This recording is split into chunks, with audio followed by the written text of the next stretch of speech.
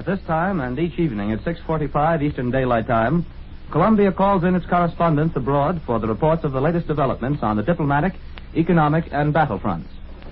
This morning we are to hear from Edwin Hartridge in Berlin, Edward R. Morrow in London, and Cecil Brown in Rome. And now, while awaiting the report of Mr. Hartridge in Berlin over transatlantic shortwave radio, here is the news from other points. In Washington today, funeral services will be held in the chamber of the House of Representatives for Speaker William B. Bankhead. He died early Sunday morning. After the services are held, a delegation of representatives and senators will accompany the body to Speaker Bankhead's home in Jasper, Alabama. President Roosevelt will travel to Alabama for the services. Meanwhile, Sam Rabin of Texas, the Democratic majority leader of the House, is certain to be chosen as Bankhead's successor. On conscription, President Roosevelt may sign the bill if he gets it before leaving for Alabama this afternoon. Otherwise, the president will sign it Wednesday when he returns. 60,000 National Guardsmen in 26 states are starting the first day of their mobilization for a year's training. And the Government Weather Bureau warned the New England coast, especially Cape Cod and Nantucket, to prepare for gales and high tides accompanying a tropical storm. And now for the report of Edwin Hartridge, we take you to Berlin. Go ahead, Berlin. This is Berlin.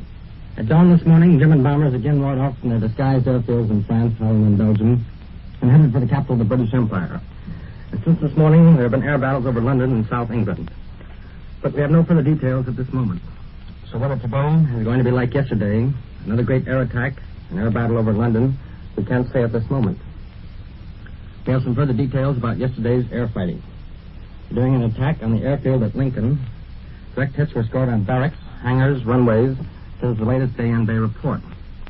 Then the news agency adds that when a series of fierce aerial combats took place between the raiders and the defending planes, quote, it became obvious that the British Air Force had concentrated most of their fighters in the London area in order to frustrate the German bombing attacks, unquote.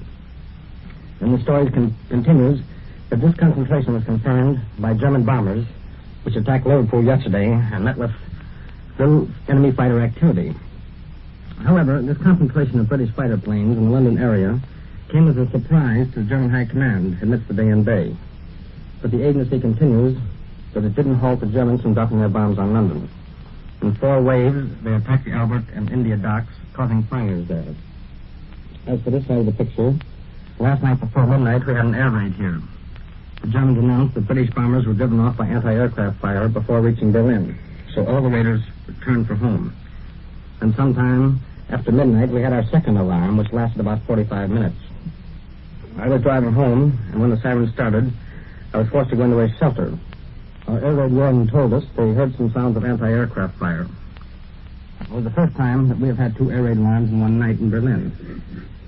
And those people I encountered in the air raid shelter didn't like getting out of bed and getting dressed to go down into the basement twice in one night. The papers announced this morning that for the first time, German bombs were dropped on Belfast, Ireland, on Friday. The reports give no details except to state that objectives of military importance in Belfast and nearby coastal towns were bombed on Friday. The German press also gives us some new reasons, or amplifies old ones, why Buckingham Palace was bombed several days ago. On the back page of the Warsaw Zeitung of yesterday, there's a layout of pictures of the royal residence in London. And over the pictures is the blunt headlines, quote, bombs on Buckingham Palace in retaliation for bombs on the German National Monument, unquote.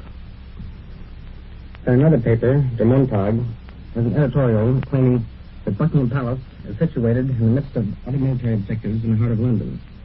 It reiterates the claim that, quote, some 100 meters from Buckingham Palace there's a large oil depot serving both private and military cars, unquote.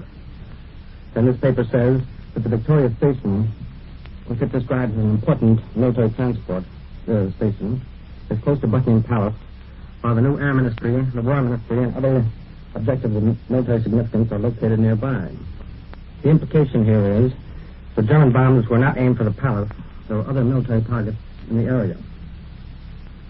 Herr Hitler has sent President Cardenas of Mexico a telegram of congratulations on the occasion of the Mexican Independence Day. Then it was officially announced in Prague that the customs border between Germany and the Protectorate, or what was once Czechoslovakia, has now ceased to exist. Serrano Sunier Brother-in-law General Franco and Minister of Interior of the Spanish government arrived in Berlin this morning. He will meet Herr Hitler tomorrow. This is Edwin Hartridge, returning out of Columbia in New York. And that was Edwin Hartridge in Berlin. Back in New York, here's a dispatch from Vichy, France. Leon Blum, leader of the French Socialists, founder of the Popular Front and twice premier, joined two other former premiers today in the guarded Chateau Chauceron today. Edouard Daladier and Paul Reynaud were already there, as were former Generalissimo Maurice Gemelin and Georges Mandel, former Minister of Colonies. And now, for the report of Edward R. Morrow in the British capital, we take you to London. This is London. A little before 6 o'clock this morning, Londoners came out of their shelters. The alarm had lasted all night. The sky was clouding over after a clear moonlit night. It began to rain, and many thought the mist and low-hanging clouds would silence the sirens and give London a day of rest and perhaps a little sleep. But there was an air raid alarm at 9:30, lasting less than half an hour, and another at about 10:30, which other at about 10:30, which other at about 10:30, which other at about 10:30, which other at about 10:30, which lasted roughly 1 hour. The visibility was bad. Peacetime transport planes wouldn't have taken off in such weather. Perhaps the Germans are trying to convince Londoners that they can hit the city in any weather, and that winter will bring little relief. The official total of yesterday's air battles is now given as 185 German planes down. 5 British fighters, previously reported missing, have now returned to their bases. So the RAF losses for yesterday is now put at 25 fighters. During yesterday's daylight raids, hundreds of business premises, banks, insurance offices, movies, and private dwellings were damaged. Most of the damage was done in the first attack. No details of casualties have been issued. During last night's raids, the anti-aircraft barrage reached its usual intensity. From the London rooftop, I had the impression that the German bombers were not using the regular flyway or bus route up the Thames. They seemed to be coming in from all directions, and the number of Germans engaged appeared to be somewhat larger than on previous nights. I had the impression that more delayed action bombs were dropped, but one can't be sure about that sort of thing. The Air Ministry communique, dealing with last night's raids, says that a succession of small groups of bombers operated mainly against the London area and surrounding districts. But a smaller number of raids were also made against other parts of the country. In London, the attacks were spread over a wide area. Damage was done to houses, commercial premises, and other buildings. 3 hospitals were damaged. Bombs also fell in many rural districts, but with little result. In the northwest and southeast of England, in South Wales, and in some other districts, including one town in the south of England, some damage was caused. 1 German bomber was shot down during the night. Our third alarm, since dawn this morning, ended a few minutes ago. It is believed that the first raid today was attempted by about 30 bombers escorted by 40 fighters and was directed against London. The second formation came over practically the same route, but was forced to change course by heavy anti-aircraft fire, and there was fighting out over the Channel. We don't know what's happened in this latest attack, but there was very little activity over the center of London. Imperial Airways says this morning that they're not at all worried about the British flying boat Clare. They say that at the time she was reported down in the Atlantic, she had not yet taken off from Foynes, and they expect to hear of her arrival in America today.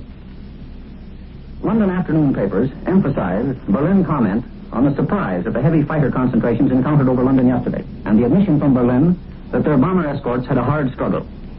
Certainly there were more British fighters over London yesterday than I've ever seen before, and there's good reason to believe that the RAF can put up considerably larger numbers of fighters in the air than they did yesterday. And there are unofficial reports that Italian planes were seen over London during yesterday's daylight raids. Some eyewitnesses claim to have seen Italian markings on the wings, but there is no official confirmation that Italian planes have been over London.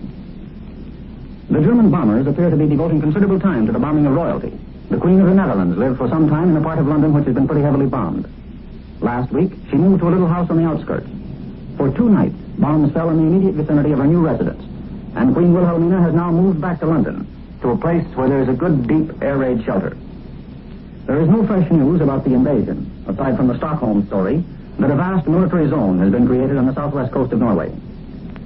German guns on the French coast began a sporadic shelling of Dover about 2 hours ago. As you know, we no longer have weather reports or forecasts in Britain, but 1 or 2 papers today front page yesterday's Dover weather.